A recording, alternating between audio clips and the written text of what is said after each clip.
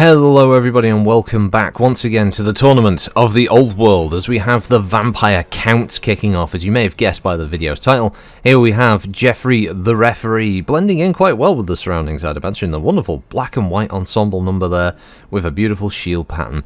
He is telling me that it is a go-go as we have our first round between the undead vampires here. We've got Vlad Von Carstein on the right, and on the left here we have Helman Ghorst. These two are powerful spellcasters, necromancy versus vampirism, as we've got Vlad's forces consisting of a pretty straightforward unit, skeleton spearmen, as you can see. They are good anti-cavalry units, good for holding the line. We have a unit of regular skeleton warriors armed with sword and shield. At the front here is Vlad himself with his ensorcelled blade. Behind him is a unit of ghouls, or crypt ghouls in this case specifically, backed up by a corpse cart with an unholy lodestone, good at healing the troops in a wide area, and a second corpse cart which can do pretty much the same thing, just not quite as well. He's also got a couple of units of your standard zombies, and down here he's got a Vargulf, a very powerful melee monster, a mutant aberration there, and another unit of skeleton spearmen. And taking to the skies, for a brief time at least, is a unit of Vargeists. Another powerful, monstrous bat unit for the Vampire Counts faction. Now, Helman Ghorst has a slightly different setup. He has a unit of Hex Wraiths, which are basically ghostly cavalry, which are quite nasty, ethereal units, tough to be hit in the first place. He's got a unit of Graveguard, a more elite melee infantry unit with better armor and shields and more powerful swords. His own unit of crypt ghouls, backed by a squadron of zombies, multiple units of them to make up his chunky front line. He has a unit of skeleton spearmen, backed by a unit of rather nasty looking crypt horrors, which are ghouls that have got a little bit bigger. He himself is also accompanied by a pair of corpse carts, though the regular version, none of the unholy lodestones, with Helman himself sitting there at the back, eating his mayonnaise. And finally, over on the left, we have got a unit of Black Knights with lances and barding. So, pretty interesting mix here, a bit more monstrous units on one side compared to the other, so let's see how this goes. Obviously, we are here in the map Belly Bluffs in the Ogre Kingdoms. Nice wide open mountainous terrain. Got a nice bit of chill weather. Chill weather probably helps the undead, I imagine. Their bones appreciate it, as warm weather probably rots them a bit quicker, and that's not going to be good for any aspiring necromancer. Doesn't want the thing he's just resurrected to fall apart immediately. We can see here that Helman is on the defensive side of things. It looks like he's been possibly been struck by a spell, and one of his units. No, it was him. He got struck by a spell there right at the start by Vlad. I imagine as these two will have a plethora of necromantic energies to draw upon to throw at their foes, or be able to buff their own units should the need arise. So you can see, Vlad is casting a spell there. It's a magic missile, essentially. Flew over. Oh, hit the Graveguard. That's a good unit to hit. That is a good unit to start doing some damage to first. Helman returning fire, hitting the crypt ghouls there, killing a few of them. Looks like he bagged himself, actually about 7 crypt ghouls in a single blast there. Not bad, not bad. As their numbers get whittled down a bit. Of course, the corpse cart will be healing up any of the wounds on the ones that weren't downed, so they'll be getting back up to maximum hit points. As these corpse carts are very powerful. You can see the unholy lodestone there has a very specific magical effect on it, as the bell tolls at the back of the thing, as it slowly rattles into view. Oh, another blast there, knocking over some skeleton warriors, but not actually damaging any of them. It looks like the spell missed for the most part. As the front line is joined, as we have the charging here on the flank. Well, looks like the Black Knights are trying to get a bit of a flanking maneuver going on, but the skeleton spearmen are there to counter that, and they just about managed to catch them.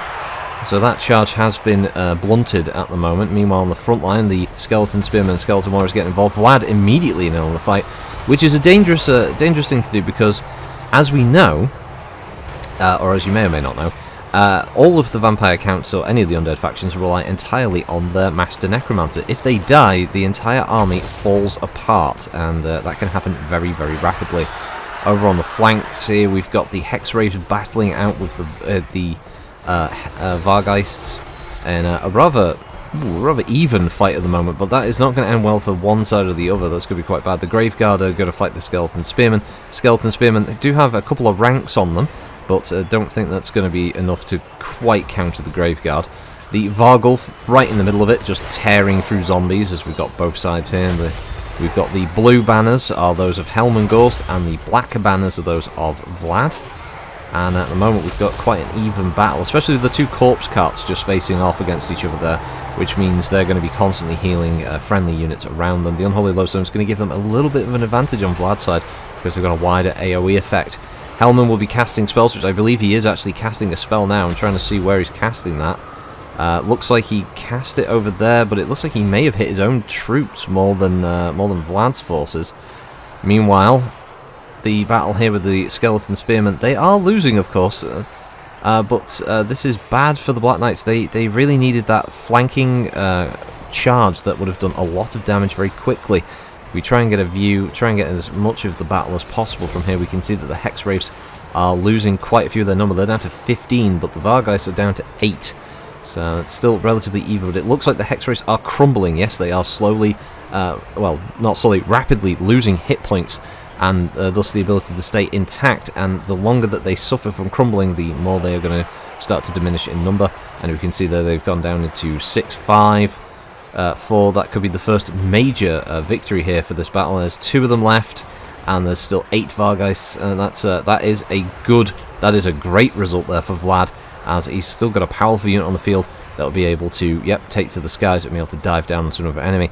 The Vargulf has taken virtually no, if any, damage at all. Those corpse carts keeping that nice and healthy.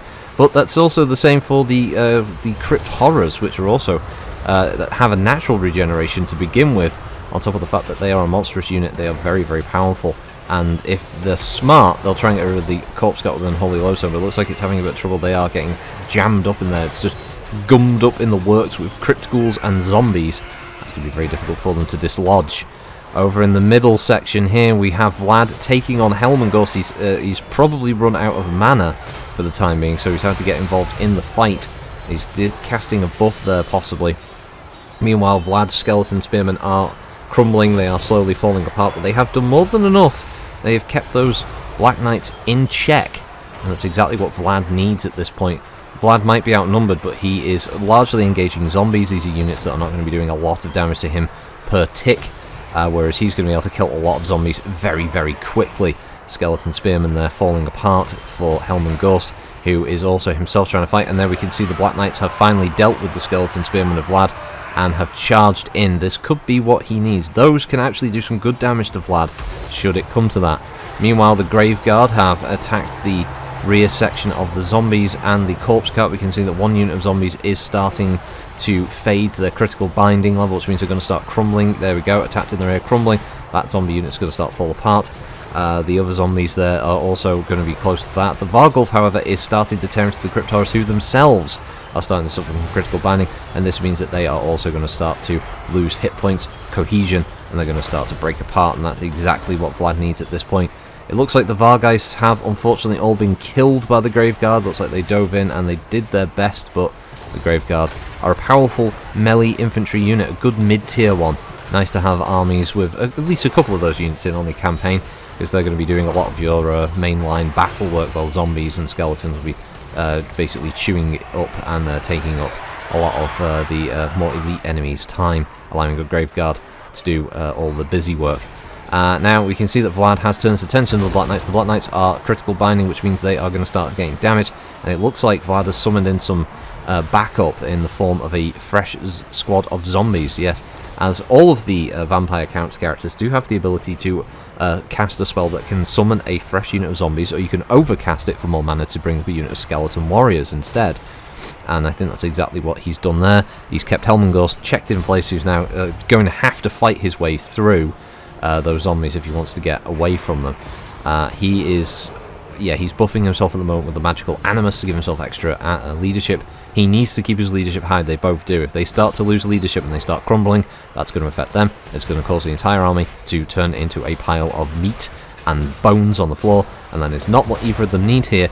It's, according to the troop count, we're at 205 for Vlad's forces, 103 for Helman's, but He does still have some elite units on the field. He's got his crypt horrors, and he's got his grave guard. There is every chance here that Vlad could lose a couple of key units. The corpse cart itself is critical binding, which means it's very close to falling apart, whilst the enemy corpse cart of Helman is still intact. Now, I think that's what's necessitated here. Vlad's involvement, as he has now charged across the field, is now engaging the grave guard. He has to try and get rid of them as soon as humanly possible, or inhumanly, undeadly possible, I don't know. Meanwhile, Skeleton Warriors, he's left to try and hold up the Black Knights, while the Vargulf has actually switched over to start attacking Helman Ghorst. This is bad for Helman Ghorst. The Vargulf is a powerful unit. It's difficult to damage, and the entire time that it's been fighting so far, not only has it gained a level, it's taken very little damage in the time that it's been on the field. The Black Knights are retreating. They are currently crumbling. That's not good for them. The Skeleton Warriors will actually start to regain some cohesion, but it looks like the Black Knights have decided to turn around and get back in the fight.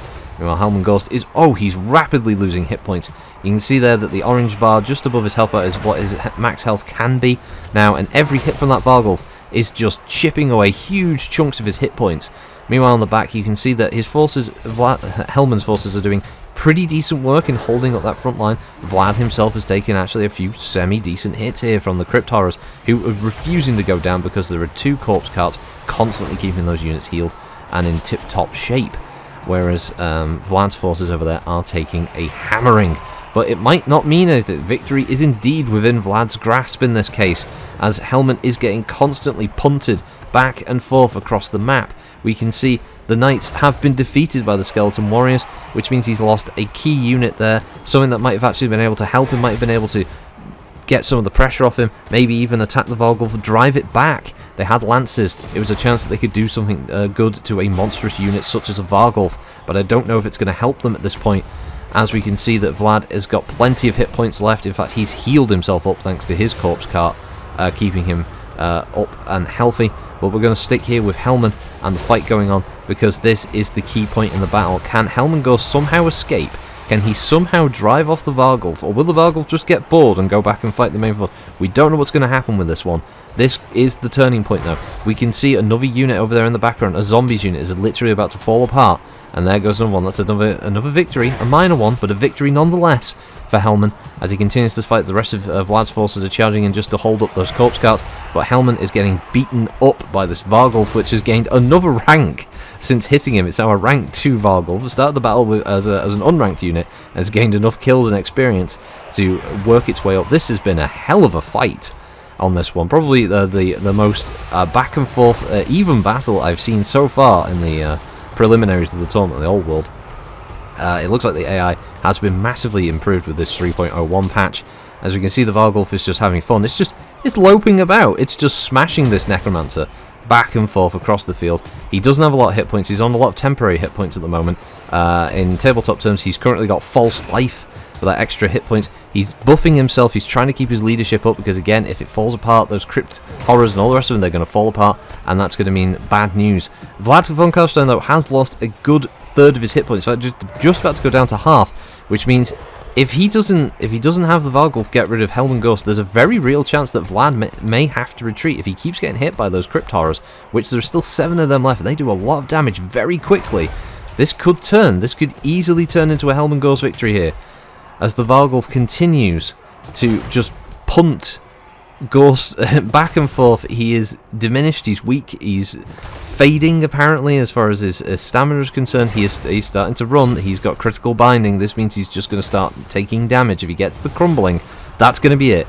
I get the feeling here he is attacking the Vargulf, but it's not enough. The Vargulf will be able to regenerate itself.